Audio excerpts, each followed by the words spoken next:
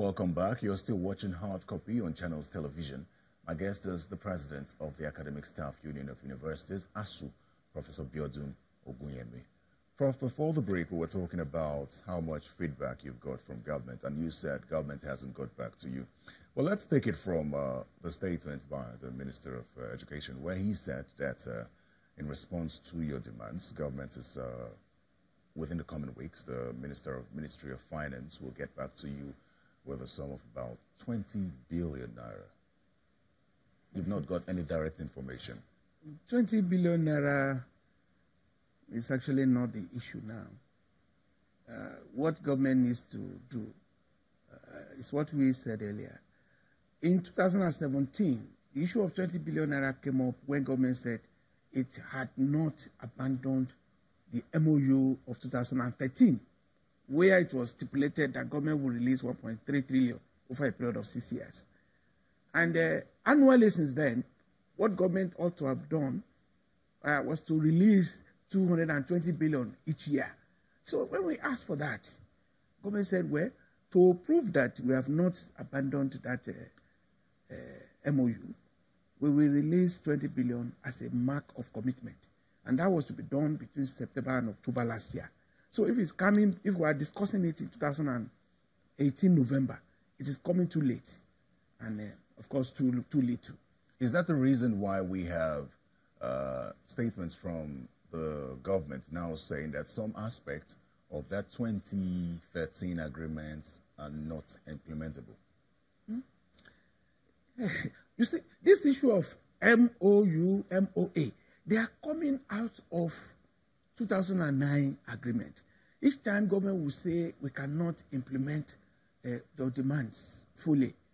Now, let's come together and see what we can do immediately. That was what led to 2013 MOU. Again, when we saw that government was defaulting, they called us again to talk of what they could do. Now, government has an arrear of 1.1 trillion. And government is saying we are releasing 20 billion. It is meaningless. For us, government should be talking about the report that we submitted last year. There was a joint committee of government that said after government will have expressed its commitment with 20 billion, a 7-person committee was set up, go and look into other ways of financing the balance of 1.3 trillion, which was 1.1 trillion. So by now, we should be talking of 1.1 trillion. Now we are talking of 20 billion. But then there's the issue of change in government. Your agreement in 2013 was with a different government. And now, considering the fact that the government is saying some aspect of that agreement is not negotiable, isn't that a reason for negotiating? Although your ASUU is asking that the leadership of the government renegotiating team should be changed. Okay, two things are involved. Yes. First is that MOA of 2017 was signed by this government.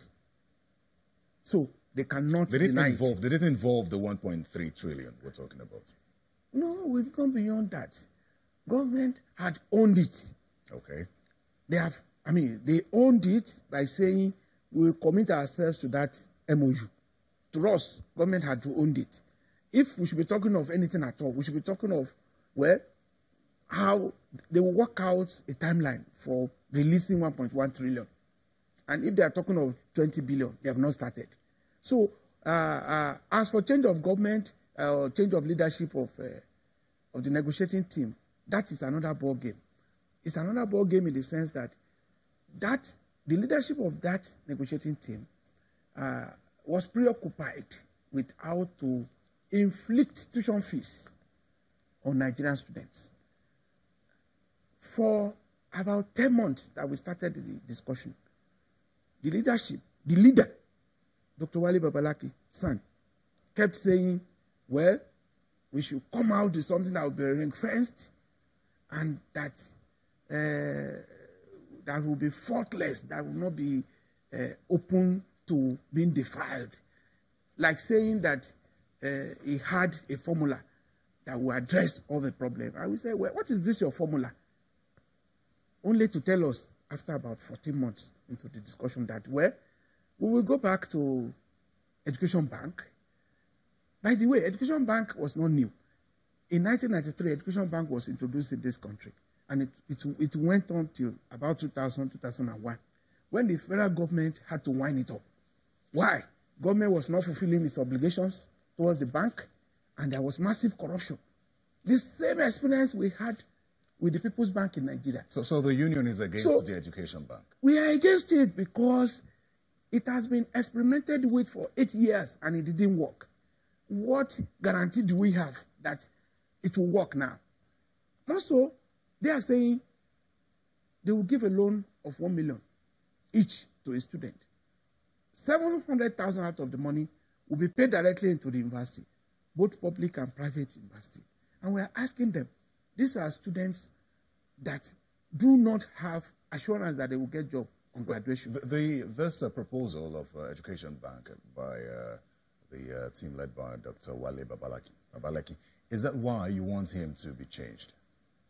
Babalaki, with due respect to his person, had and perhaps still has a fixated idea of negotiation. He did not operate as a negotiator. We believe in the principle of collective bargaining, and when you are engaged in collective bargaining, all parties are equal. But he was judgmental, and he was operating as if it was only his idea that should be accepted. That you either accept his idea or he will overrule you.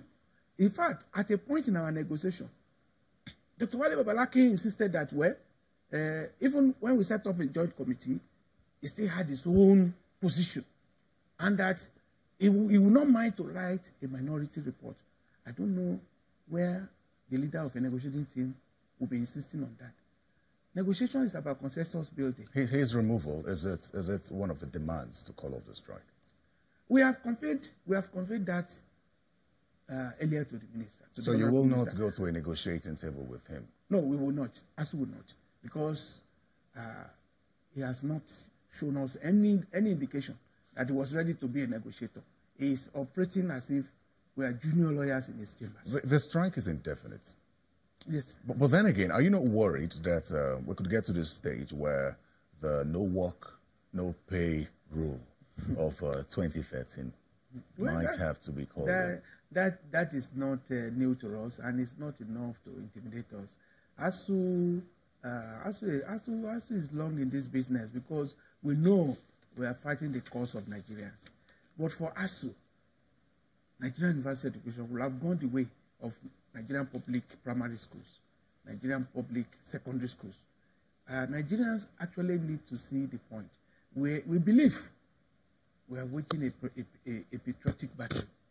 And as long as we do that, no sacrifice is too much. If government thinks that is the way to go, our members are there. The Minister of Education said negotiating under pressure, that's the strike pressure, might come up with agreements that might not be implementable. So, he's also asked that you call off the strike and come to the negotiating table. Do you not see that as a possible olive branch? You see, we're used to their style. The first thing they do is they ignore us. When they know that, maybe suddenly they will come back to realize that what ASUU is doing is not for their members. It's to salvage Nigerian education, and it's to secure the future of Nigerian youth. We're out of time now. Prof, I'd like to say a very big thank you to you for finding time to come speak with us today. Thank you so much.